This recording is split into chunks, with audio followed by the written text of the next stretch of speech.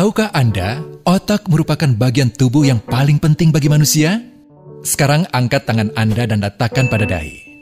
Tepat di situ, ada bagian otak yang paling istimewa. Bagian itu disebut prefrontal cortex atau disingkat PFC. Menurut peneliti otak Jordan Grafman, PFC ini hanya ada pada otak manusia, sehingga membedakan kita dengan binatang. Bagian ini diciptakan dan dirancang khusus oleh Tuhan supaya manusia mampu memilih dan memiliki etika. PFC berfungsi seperti pemimpin. Ia bertanggung jawab untuk berkonsentrasi, memahami benar dan salah, mengendalikan diri, menunda kepuasan, berpikir kritis, dan merencanakan masa depan. PFC adalah pusat pertimbangan dan pengambilan keputusan. PFC inilah yang membentuk kepribadian dan perilaku sosial. Sayangnya, PFC adalah bagian otak yang paling mudah mengalami kerusakan. Jika PFC rusak, maka kepribadian orang bisa berubah. Rusaknya PFC bisa disebabkan oleh benturan fisik, bisa juga oleh zat kimia, seperti narkotika, psikotropika, dan zat adiktif atau nafsa. Dan ternyata penyebab paling merusak juga pornografi, yang disebut narkolema, narkotika lewat mata. Bagaimana pornografi mempengaruhi otak dan pikiran kita? Adi, remaja 12 tahun, melihat gambar di TV yang menjurus ke porno. Awalnya, ia merasa kaget dan jijik. Ini karena sistem limbik di otak Adi menjadi aktif. Sistem limbik mengatur emosi juga keinginan makan, minum, dan berhubungan seksual. Sistem limbik ini kemudian mengaktifkan zat kimia otak bernama dopamin. Dopamin memberi rasa senang, penasaran, sekaligus kecanduan. Zat ini juga aktif jika orang mengkonsumsi nafsa. Oleh karena itu, sifat candu pornografi sama dengan sifat candu nafsa. Otak akan mengingat apa yang membuat Adi senang dan bagaimana ia memperolehnya. Jika Adi mendapatkan pembinaan akhlak, etika yang baik, dan patuh pada norma sosial, dorongan melihat pornografi, meskipun menyenangkan, akan ia abaikan.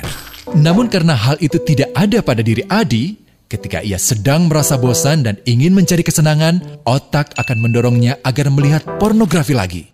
Namun lama-lama, Adi bosan melihat jenis gambar yang sama dan butuh yang lebih porno untuk memicu rasa senang. Sekarang, dengan internet, pornografi menjadi jauh lebih mudah didapat. Pertama, Adi membuka internet dan tidak sengaja melihat gambar yang menjurus ke porno. Berikutnya, ia sengaja membuka lagi untuk melihat yang lebih porno. Awalnya melihat yang sedikit terbuka, lama-lama semuanya terbuka. Awalnya melihat 1 menit, lama-lama 1 jam. Adi mengalami kecanduan pornografi. Bagaimana kerusakan PFC akibat kecanduan pornografi? Secara alamiah, dopamin dialirkan dari sistem limbik ke PFC. Orang yang kecanduan pornografi akan mengalirkan dopamin secara berlebihan sehingga membanjiri PFC. PFC menjadi tidak aktif karena terendam dopamin. Semakin sering PFC tidak aktif, ia akan semakin mengerut dan fungsinya terganggu. Sistem limbik justru akan berkembang semakin besar karena terus mengaktifkan dopamin, sehingga Adi cenderung untuk terus mencari kesenangan tanpa takut atas akibatnya. Jika tidak ditangani segera, Adi berpeluang besar menjadi pelanggan pornografi seumur hidup dan mengalami kerusakan otak di bagian PFC. Awalnya, ia akan kehilangan konsentrasi, penurunan kemampuan menimbang benar dan salah, serta berkurangnya kemampuan mengambil keputusan. Lama-lama, besar kemungkinan ia akan melakukan masturbasi, oral seks, hubungan seksual suka sama suka, dan mudah berganti-ganti pasangan seksual. Pernikahan dianggap tidak penting. Pasangan dianggap hanya sebagai objek seksual semata, cenderung merendahkan derajat dan kehormatan lawan jenis. Selera hubungan seksualnya pun tidak sehat dan seenaknya, kasar sampai tega memperkosa. Manusia jadi tidak ada bedanya dengan binatang. Inilah dampak yang terjadi akibat kerusakan PFC. Ahli bedah otak Donald Hilton Jr. mengatakan, jika difoto menggunakan alat magnetic resonance imaging, otak yang rusak akibat pornografi memperlihatkan hasil yang sama dengan otak yang rusak karena kecelakaan.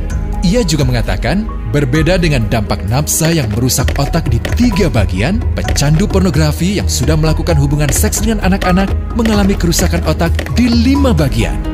Terbukti, pornografi pada anak lebih bersifat merusak karena PFC belum matang dengan sempurna. Tapi untungnya, otak anak yang belum sempurna ini masih mudah dibentuk. Pengaruh pornografi bisa lebih mudah dihilangkan asal ada usaha untuk memulihkan dengan sabar, terutama oleh ayah ibu, keluarga, dan orang terdekat. Pelajari bagaimana mencegah dan menangani anak yang terkena pornografi. Mari lindungi generasi kita dari bencana pornografi dan kejahatan seksual.